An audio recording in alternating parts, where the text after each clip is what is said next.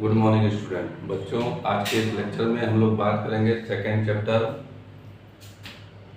Chemical coordination और control के बारे में। देखिए, जो कंट्रोल है और कोऑर्डिनेशन है, ये दोनों एक दूसरे के क्या है, सिंक्रोनाइज है इनके बीच में। यानी कंट्रोल और जो कोऑर्डिनेशन का प्रोसेस है, कोई दो सिस्टम एक दूसरे को क्या कर रहा है, रेगुलेट कर रहा है। यानी इनके बीच क्या है, एक आपसी तालमेल है। हम लोग बोल सकते हैं, जैसे अगर हम लोग एग्जाम्पल में बात करें कि हम लोग रनिंग अगर स्टार्ट करते हैं, तो आप देखिए जैसे ही आप रनिंग स्टार्ट करते हैं, आपका ब्रीदिंग रेट और आपका जो हार्ट है वो एक दूसरे के, उनके बीच में सिंक्रोनाइजेशन है। यानी दोनों एक दूसरे के फंक्शन को प्रमोट करने का काम करते हैं। दोनों अपना अपना फंक्शन तेजी से करने लगते हैं। आपकी हार्ट देखिए, हार्ट में बीटिंग तेज हो जाता है और उसी रेट से आप ब्रीथ करना स्टार्ट कर देते हैं। तो कंट्रोल और कोऑर्डिनेशन का मतलब क्या हुआ कि एक जो सिस्टम है किसी प्रोसेस को कंट्रोल करने का काम कर रहा है, दूसरा उसको कोऑर्डिनेट कर रहा है, यानी प्रॉपर तरीके से फंक्शनिंग हो रही है। आप किसी भी सिस्टम में देखेंगे तो ह्यूमन के रिस्पेक्ट में मेनली बात किया जाता है। ह्यूमन में क्या है, विशेष रूप से कंट्रोल एंड कोऑर्डिनेशन का प्रोसेस है। आप देखिए, कभी भी ऐसा होता है कि मान लीजिए कोई हॉरर मूवी आप देख रहे हैं, तो देखिए अचानक ब्रीदिंग रेट स्टार्ट हो जाता है, फिर उसको उस ब्रीदिंग रेट को नॉर्मल कंडीशन में लाने का भी काम किया जाता है। कुछ ऐसे हार्मोन हैं जो आपकी बॉडी में रिलीज होंगे और ब्रीदिंग रेट या जो आपका हार्ट बीट अगर बहुत ज़्यादा तेज हो गया है, तो फिर उसको नॉर्मल कंडीशन में लाने का काम करते हैं। यानी प्रॉपर आपकी बॉडी में क्या है, कंट्रोलर का काम कोई कर रहा है, जो आपके बॉडी को जो डिफरेंट फंक्शन को रेगुलेट करने का काम कर रहा है।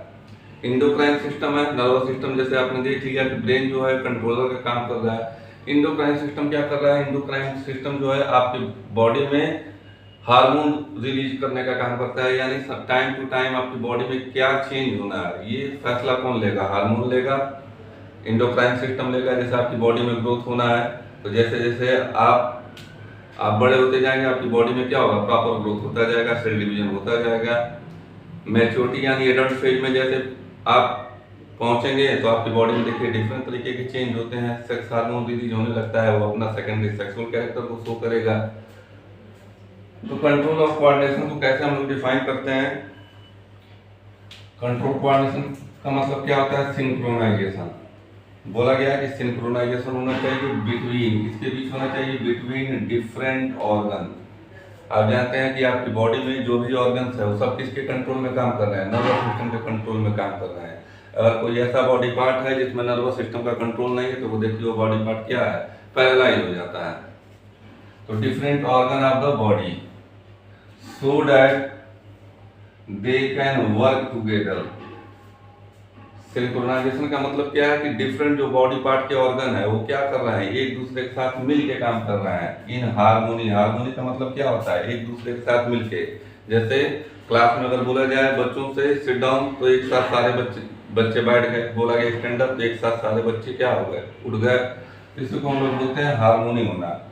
To perform the vital activity of life, vital activity यानी लाइफ में ऑर्गेनिज्म सरवाइव कर सके, इसलिए जो ऑर्गन है एक दूसरे के फंक्शन को क्या कर रहे हैं, प्रमोट करने का काम कर रहा है, कोऑर्डिनेट करने का काम कर रहा है। कौन कौन से दो सिस्टम है आपकी बॉडी में जो कोऑर्डिनेशन के लिए रिस्पॉन्सिबल है, कंट्रोल के लिए रिस्पॉन्सिबल है। तो देखिए यहाँ पे एक सिस्टम है जिसको हम लोग बोलते हैं नर्वस सिस्टम, और दूसरे सिस्टम को हम लोग बोलते हैं इंडोक्राइन सिस्टम। नर्वस सिस्टम आप जानते हैं कि नर्वस सिस्टम कैसे काम करता है, इलेक्ट्रिकल इंपल्स, जैसे इलेक्ट्रिकल वायर आप अपने घरों में आपके फैला होता है या बिछा होता है, ठीक उसी तरह वायरिंग जैसे आपके घरों में होता है, उसी तरह देखिए इलेक्ट्रिकल जो इंपल्स है पूरे बॉडी में आपका एक नेटवर्क फैला हुआ है। तो electrical impulse carried by a nerve cell, आपकी बॉडी में नर्वस सिस्टम को बनाने वाली सेल को हम लोग क्या बोलते हैं, नर्व सेल। तो नर्व सेल आपकी बॉडी में पूरी तरीके से इसको कंट्रोल करने का काम कर रहा है। दूसरा नर्वस सिस्टम जो होता है बहुत फास्ट काम करता है, फास्ट ट्रांसमिशन होता है।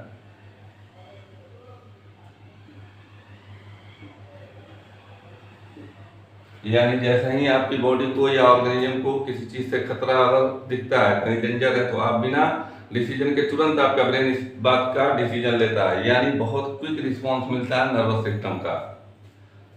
एंडोक्राइन सिस्टम क्या है? तो केमिकल रिलीज होगा इसमें। केमिकल का मतलब क्या है? जो हार्मोन है, ये भी अपना काम करेगा, लेकिन किसके थ्रू इसका इफेक्ट होगा? एंडोक्राइन सिस्टम का हार्मोन के थ्रू ये अपना इफेक्ट दिखाएगा। तो chemical release by stimulated cell, जो सेल्स हैं उनको इनिशिएट किया जाएगा कि आप जो ऑर्गेनिज्म है, ऑर्गेनिज्म को इस हार्मोन की जरूरत है, वो सेल क्या करेगा? हार्मोन को रिलीज करेगा। तो जब जिस हार्मोन की रिक्वायरमेंट होगी, सेल उसको क्या करेगा? रिलीज करने का काम करेगा। तो एंडोक्राइन सिस्टम क्या करता है? बहुत है स्लो काम करता है, स्लो ट्रांसमिशन।